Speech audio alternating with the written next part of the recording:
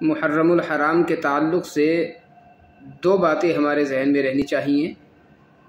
Number ایک تو یہ کہ نبی علیہ الصلاۃ والسلام سے محرم الحرام میں پہلی جو چیز ثابت ہے وہ ہے عاشورہ کا روزہ رکھنا، اور عاشورہ سے ایک دن پہلے یا ایک دن بعد نبی علیہ الصلاۃ والسلام نے اس کا بھی ارادہ ظاہر فرمایا تھا کہ آئندہ اگر میں زندہ رہا تو 9 محرم کا عاشورہ کے ساتھ میں ملا کر کے روزہ رکھوں گا۔ تو ایک چیز تو یہ ثابت ہے کہ عاشورہ کا روزہ رکھا جائے۔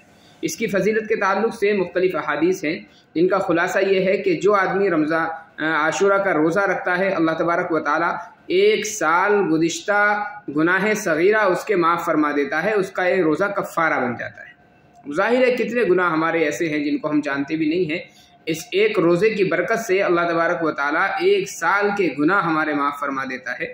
بہت بڑی بات ہے، اس لیے اس کا اہتمام ہونا چاہیے۔ اور دوسری جو چیز احادیث سے ثابت ہے وہ یہ ہے کہ عاشورہ کے دن 10 محرم الحرام کو اپنے گھر والوں کے لیے رزق میں کشادگی کرنا، رزق میں وسعت کرنا، یعنی اپنی حیثیت کے مطابق آپ جتنا اچھا سے اچھا گھر والوں کو کھانا کھلا سکتے ہوں، اچھا سے اچھا انتظام ان کے لیے کھانے پینے کا کر سکتے ہوں۔ روزے اگر ہیں تو افطار میں بہترین انتظام کریں، ان کے کھانے کا بہترین انتظام کریں۔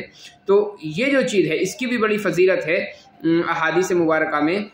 جو آدمی عاشورہ کے دن میں اپنے گھر والوں کے لیے وسعت کرتا ہے تو اللہ تبارک و تعالیٰ پورے سال رزق کی وسعت اس کے یہاں فرما دیتے ہیں، رزق کی کشادگی فرما دیتے ہیں۔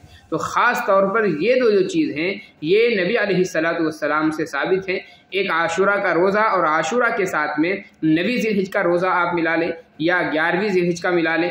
اور دوسری چیز یہ کہ عاشورہ کے دن بہترین اور اچھا کھانا اپنے گھر والوں کو کھلائے۔ نبی علیہ الصلاۃ والسلام سے یہ دونوں چیزیں ثابت بھی ہیں، اور اس کی فضیلت بھی آقا علیہ الصلاۃ والسلام سے ثابت ہے۔